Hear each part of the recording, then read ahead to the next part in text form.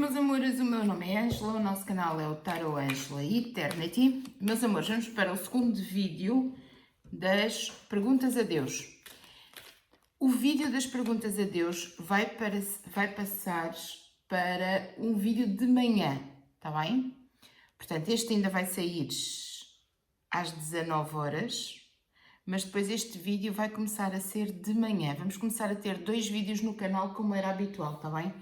Acho que as coisas já estabilizaram, as férias já passaram, portanto parece que começamos aqui a ter novamente as coisas mais organizadas e eu começo a ter mais tempo para conseguir fazer os vídeos. Mais tempo que eu vou-vos mostrar a que horas é que eu estou a gravar. Olhem ali. Vamos meter aqui no nosso canal. Olhem ali. 5h14 da manhã. Gosto ou não gosto de vocês? Gosto ou não gosto do canal? Pois é. Entretanto, já fiz o meu café, né? Levantei-me às 4 da manhã para conseguir estar aqui a esta hora com a voz limpa, para conseguir gravar. Porque já começo a conseguir ter assim estes horários outra vez que não estava a conseguir ter e estava-me a sentir em falta com vocês. Estava com pouco tempo a conversar com vocês e estou a sentir a vossa falta. Confesso que estou a sentir a vossa falta. Mas já começa a estar tudo estabilizado e eu já começo a ter este tipo de horários para conseguir. E mesmo assim, continuo a ter obras na estrada. Não sei se vocês sabem, os membros apoiantes sabem, tenho tido obras na estrada e então, aqui mesmo à porta de casa. Então o que é que acontece? Não consigo gravar e as consultas estão a ter algum ruído. Mas gravar vídeos para vocês durante o dia não dá. Ora bem, não se esqueçam de subscrever o canal, partilhem, comentem, deixem o vosso like, a vossa joinha, por favor. Se não viram o vídeo número 1, vão ver o vídeo número 1 das perguntas a Deus, ia dizer das conversas, mas não é, perguntas a Deus.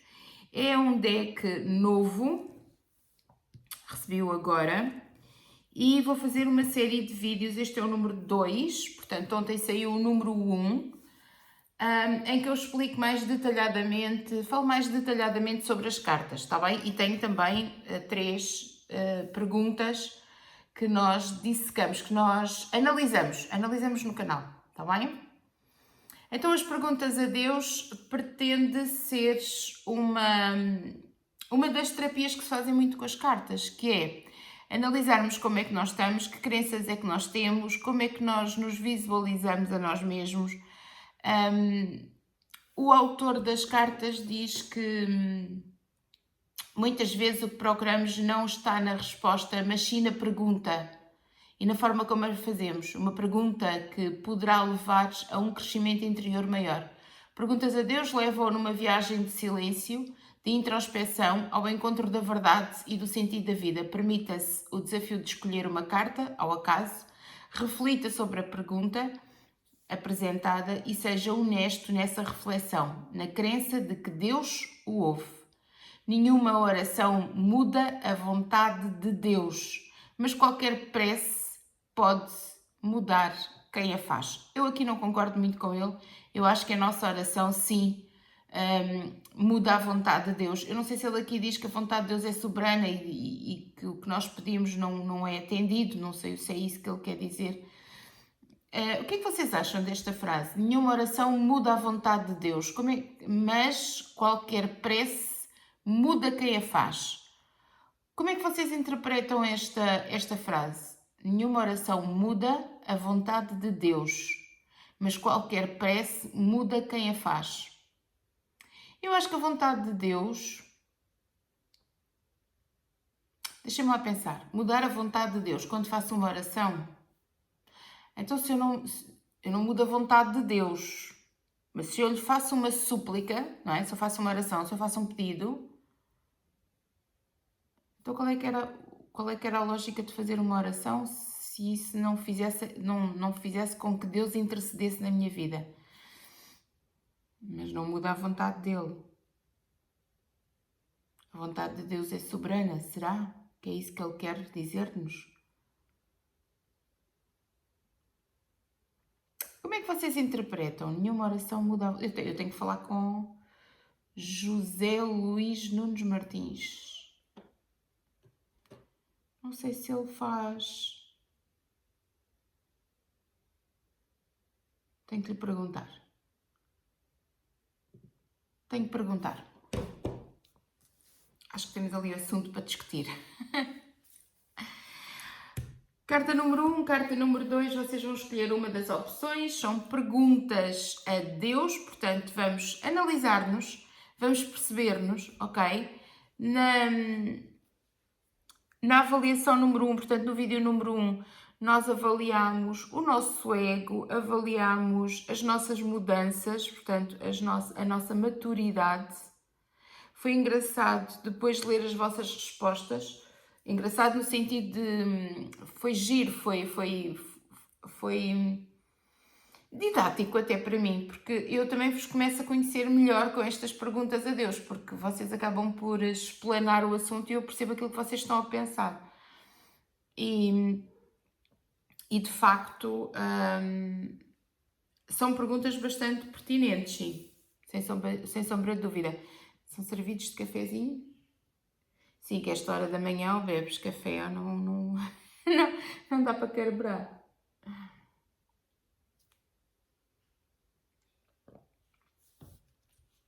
Opção número 1, opção número 2, vamos ver a opção número 1. Vou deixar aqui, é verdade, eu tinha dito que deixava aqui as cartas, não é? É o hábito. Aquilo de que importa ter medo é de uma vida que se escolheu viver mal. Só um gesto corajoso de amores é tudo quanto basta. Um egoísta pode ser feliz e alguém com medo. Aquilo de que importa ter medo é de uma vida que se escolheu viver mal. Vamos falar de medos.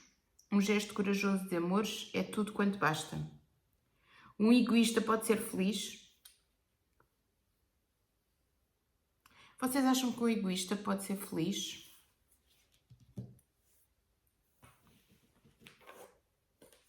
Segundo os princípios do Espiritismo, não. Impossível um egoísta ser feliz, porque nós vivemos numa sociedade em comunidade com os nossos, todos nós somos um, todos nós pertencemos à Sandália Divina, portanto o egoísta seria aquele que individualiza tudo, jamais seria feliz porque ele está fora dos princípios, não é? Está fora do conceito. E alguém com medo é feliz? Vocês sabem que o meu conceito de medo, esta pergunta eu teria de lhe perguntar que tipo de medo. Porque é assim, eu tenho um conceito de medo que eu já falei várias vezes convosco aqui no canal, que é, para mim o medo, até um determinado ponto, é um sinal de inteligência. O medo que me faz investigar se eu estou no caminho certo. O medo que me paralisa não me faz feliz. Mas o medo que me impulsiona a ir ver se há risco ou se há perigo, esse medo faz-me feliz. Porque esse medo, lá está, depende do medo. Vamos ver o que é que ele diz no livro. Como é que ele... Porque ele depois dá aqui uma volta ao assunto. Pelo menos na outra leitura ele deu uma volta ao assunto que eu fiquei... ok, foste para o outro lado, não era aquilo que eu estava a pensar. Preparem-se que isto é grande. Ontem eu ouvi a morte a chorares. Na sala de urgência estavam 3 senhoras idosas. Uma a dormir numa maca, outra sentada ao lado do marido, que a acompanhava em silêncio na luta contra a natureza. A terceira era a morte e pairava naquele local sem saberes o que fazeres. Tão bem lá estava eu. Acabou por se sentar e chorou, em paz. Creio que todos a vimos, mas ninguém ousou dirigir-lhe a palavra. Algum tempo depois, a senhora que estava deitada acordou e pediu à morte para que não se aproximasse dela. Quero viver mais, disse. Detesto esta condição de doença, porque amo a vida, porque a vida que me resta é mais bela do que a doença que a tenta destruir. A alma que me sustenta ainda quer saberes e fazeres o bem a outros. Aos da minha família, por exemplo, que de tão distraídos ainda não perceberam sequer que estão vivos e que isso é o maior dom que podem ter e ser. Quem não desiste de enfrentar a maldade nunca perde, nunca. A morte escutou cada uma daquelas palavras, no meio de uma respiração cansada mas decidida. Chorava ao mesmo tempo que admirava aquela mulher. Estou toda arrepiada. Olhou então para o casal e admirou o seu amor concreto e firme. Ela estava doente e ele estava ali com ela, presente em silêncio. Não era médico, mas cumpria a missão.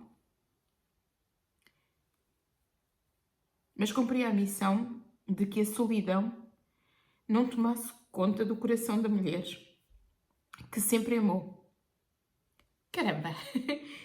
Que amava e que amaria até depois do fim. Um dia tinha escolhido ser assim e era um homem de palavra. Raros. Muito raros.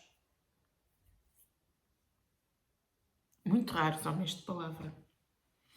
A mulher sentada de cabeça, um pouco reclinada, olhos serenos e olhar calmo, estava atenta ao que se passava e resolveu dizer enquanto suspirava de forma muito suave: hoje também não.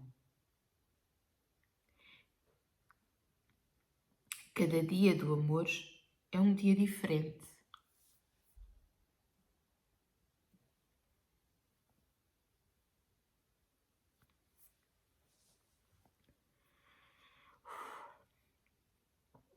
Eu quero viver, apesar de tudo, porque amo a minha família. Caramba, então já viram isto agora? Estou tão emocionada. Com uma historinha. Eu que não sou nada destas coisas. Caramba, vá. Bora. Então, ela disse: hoje também não. Cada dia do amor é um dia diferente. Eu quero viver. Apesar de tudo, amo a minha família. Porque aqueles que preferem que eu morra como forma de acabar com este sofrimento, as dores são parte da vida. Não há vida sem dores. E gostava que aprendessem a viver melhor, tirando partido de tudo, até dos seus sofrimentos. Passam a vida em rotinas e tédios sem fim, sem sentido. Acham a vida uma porcaria porque a desprezam ao ponto de desperdiçarem dias, meses e anos inteiros. Quando bastava parar um pouco e apreciar o mundo que está à sua volta e aquele outro que há dentro do seu peito. A morte ouviu tudo, como se fosse uma melodia belíssima de música clássica. As lágrimas caíram-lhe pela face. A morte está como eu, evaporando-se antes que pudessem tocar o chão. Sorriu ao mesmo tempo, pela sabedoria daquela senhora, que com o corpo a ceder, mantinha o seu espírito fora dessa guerra que não era a dele. A morte não parava de chorar. O marido esperou que a morte o olhasse para declarar: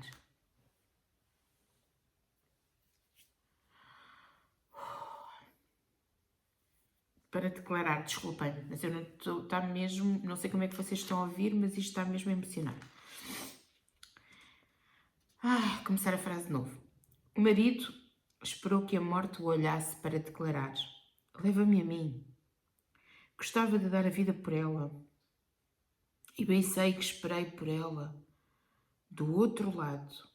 Mas sei tão bem que isso é um egoísmo e uma vaidade. Faz o que quiseres, na certeza de que nada podes contra o amor.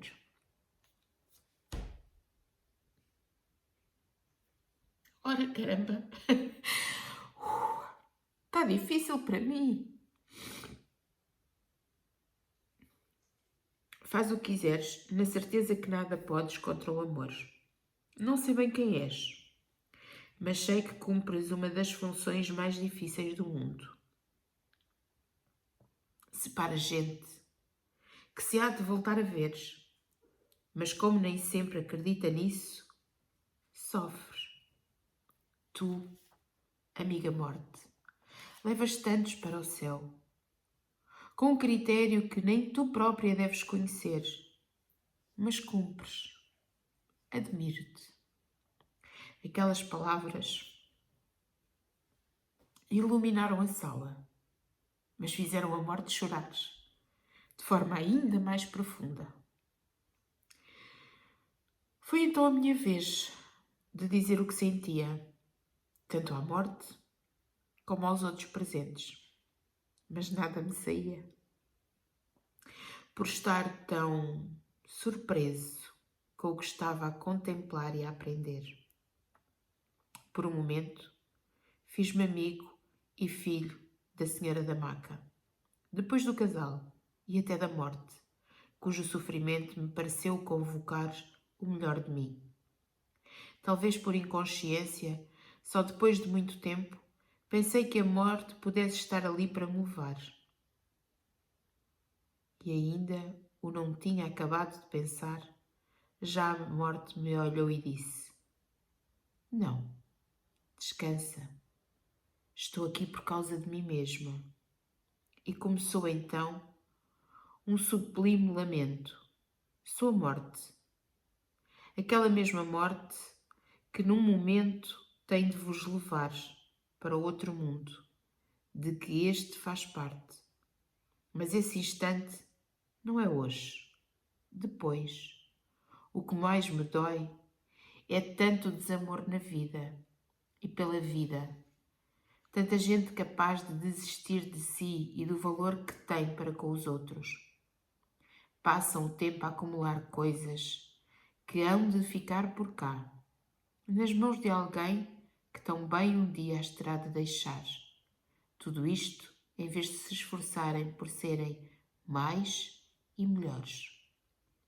Por inspirarem outros a viver de forma plena, através de uma vida onde seres é 1000 vezes mais importante do que todos os teres, onde o bem é mais importante que todos os bens. Toda a gente fala da paz e procura como se fosse um prémio para os primeiros a conseguirem alcançá-la. Não, a paz não é um privilégio para os que escolhem os últimos lugares. Os humildes que sabem que entram nas rivalidades deste mundo é perder. Custa-me chamarem por mim. Não sabem que basta apenas um passo na direção certa, que até pode ser o último que dão, para que a sua vida eterna seja outra. Aquilo que importa ter medo é de uma vida que se escolheu viver mal. Só um gesto corajoso de amor é tudo quanto basta. E lembrem-se, até pode ser o último. Assim que a morte acabou de falar, descansou no chão, como quem à noite quer contemplar o céu estrelado. A brisa suave da vida entrou pela sala, veio beijar-nos a todos e abraçar a morte.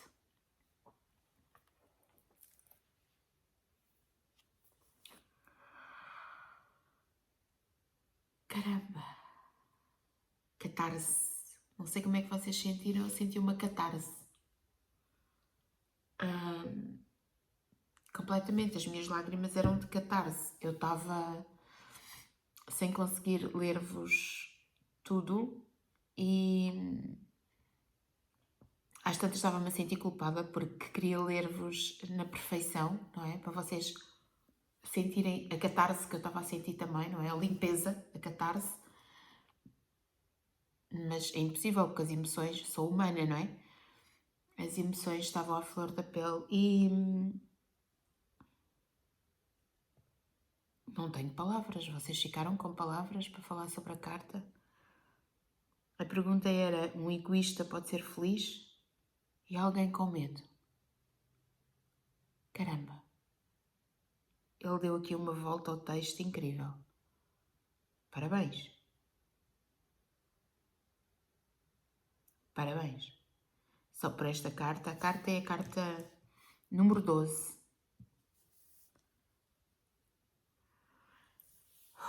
Só por esta carta valeu o deck. Parabéns! Tem o meu reconhecimento público. Incrível. Eu não tenho palavras para a carta. Não tenho palavras para o medo. Não consigo dar outra direção ao medo quando ele me fala de morte. Não consigo dar outra direção ao medo. E quando ele leva ao egoísmo nesta plenitude, meus amores, só tenho lágrimas, não é? Eu já parecia a morte na história, já só chorava, não é?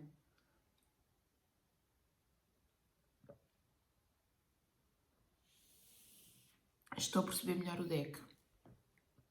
Estas perguntas, ele quer catarses com as perguntas. Ele quer que nós consigamos ir ao fundo, ao âmago de nós mesmos, porque há muita coisa que nós temos retraído dentro de nós. Ele quer que nós vamos lá ao fundo, ao âmago, e consigamos perceber-nos, consigamos ouvir-nos. E foi o que aconteceu comigo, não é? Eu começo a ler o texto e começa a haver uma limpeza, uma catarse de tudo. Não sei como é que vocês vão ouvir o texto. Peço-vos desculpa pela catarse aqui, eu devia ter lido isto antes. Mas não li, estou a fazer em conjunto convosco e vou fazer assim até ao fim. Portanto, podem-nos acontecer mais vídeos desta maneira. Se ele vai levar as coisas nesta forma, podem acontecer mais. Vamos à segunda, estou com medo. Estou com medo. Lá está, o medo saudável, não é? O medo que me faz ir, mas que... O amor conjugal pressupõe a existência de problemas, erros e fracassos, mas também da vontade de cada um de ultrapassar as suas dificuldades. Vamos falar aqui outra vez de sociedade, está visto? Ora, pergunta: poupa o meu companheiro ou a minha companheira do que posso fazer sozinho? Vou-vos dar a minha opinião sobre isto. Eu acho que hoje em dia nós fazemos tudo sozinhos. Eu acho que nós vivemos numa sociedade em que as pessoas estão vazias. Eu estou a fazer um estudo que depois vai dar origem a um livro que tem a ver exatamente com isto, com a forma como nós estamos a conviver, e daí a minha catarse com a morte, com o casal, com os princípios morais que as pessoas hoje em dia começam a perder muito. Nós estamos a viver momentos muito vazios, em que as pessoas vivem por elas só. Portanto, poupo o meu companheiro do que posso fazer sozinho. Vamos ver o que é que ele nos diz. Eu agora estou curiosa com as voltas que ele dá às cartas. Acho que vou sempre precisar de ouvir, depois disto, vou sempre precisar de ouvir a opinião dele. Vai ser infalível, quer dizer. Às tantas ele leva-me aqui para o outro lado que eu não estou à espera. Casares nem por paixão, nem por compaixão. O casamento é um compromisso de construção de um projeto a dois. Não se trata de uma forma de ser feliz, antes sim de se dispor a lutar pela felicidade de uma forma não individual. Trata-se de uma decisão séria na qual a razão e a vontade devem ter um papel importante. Quem casa por paixão arrisca-se a uma tragédia. A paixão é uma forma muito eficaz de vermos as coisas como elas não são. Mais do que fechar os olhos e seguir os sonhos, importa abri-los e ver bem o que se tem diante, sem ilusões. Nem tudo o que agrada à vista satisfaz o coração. Assim como nem todas as paixões significam vontades. Os sentimentos não são vontades firmes. Passam. A paixão é pouco mais do que momentânea. O que importa é o que se mantém e o que se constrói para resistir aos tempos. O casamento é um compromisso sem fim. No amor, nada está garantido, muito menos à partida. A paixão exige que nos tornemos escravos, cegos dos desejos e das promessas vãs. Será sempre melhor dar a mão a alguém concreto, com virtudes e defeitos, mas real. Quem casa por compaixão também se arrisca a uma tragédia. A compaixão faz despertar o melhor de nós na ajuda ao próximo. Mas há muitos que se aproveitam deste sentimento, até de forma estratégica. Fazem-se de vítimas que precisam de quem os ajude a levantar. Pois afirmam que nada na sua condição é culpa sua. O casamento estabelece numa base de igualdade. A cooperação supõe equilíbrio e responsabilidade recíproca, a fim de que as duas imperfeições possam resultar por completo, buscando com a maior das atenções que nenhuma das vontades individuais se sobreponha ao projeto comum. O amor conjugal pressupõe a existência de problemas, erros e fracassos, mas também da vontade de cada um de os ultrapassar, as suas dificuldades. É um crime para a paz que eu peça ou obrigue o outro a ter de resolver algo que eu podia e devia solucionar sem recorrer a ninguém. Um casal é uma enorme ajuda conseguir poupar o outro ao que posso fazer sozinho. Além de tudo isso, usar as vulnerabilidades do outro contra ele mesmo e a favor de nós é um egoísmo requintado e maldoso. O casamento é um caminho a dois, decidido, construído e percorrido pelos dois. Não é um sonho de um para o qual o outro apenas serve como um peso que devemos carregar. Um casamento feliz é, e será sempre, a mais importante viagem de descoberta que o nosso interior pode empreender. Ora, o casamento. Pois é, o casamento. As vossas relações. Vocês já iniciaram relações por paixão? Aquela coisa fugaz de uma paixão, aquela coisa que o sangue arde nas veias. Sabem que eu acho que quem nunca viveu uma paixão nunca teve vivo. É a sensação que eu tenho. Quem nunca viveu uma paixão nunca viveu.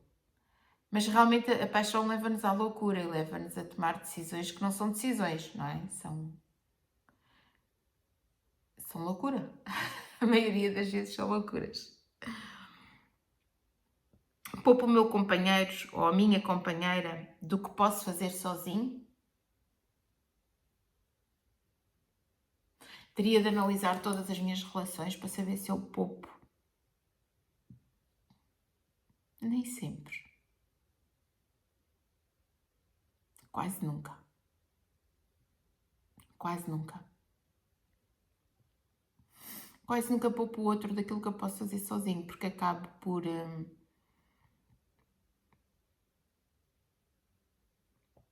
Quase nunca. Acabo por unir-me num propósito que me leva a querer estar junto em todas as situações e em todas as alturas. Portanto, acabo por não alienar o outro de nada. Será uma alienação não pedir ajuda numa relação?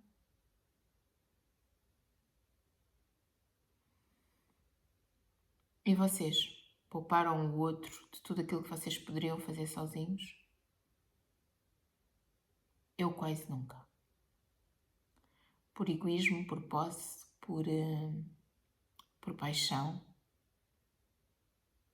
Quase nunca. Olhem que esta pergunta vai-me fazer analisar aqui algumas coisas dentro de mim. Quase nunca. Meus amores, quero-vos deixar um beijo do tamanho do mundo, relembrar-vos que as perguntas a Deus vão passar para a parte da manhã, mas vocês podem ver o vídeo a qualquer hora, não é? E da parte da tarde, portanto às 7 da tarde, vamos voltar a ter o vídeo das cartas, está bem? Um beijo do tamanho do mundo e até já, meus amores. Beijos!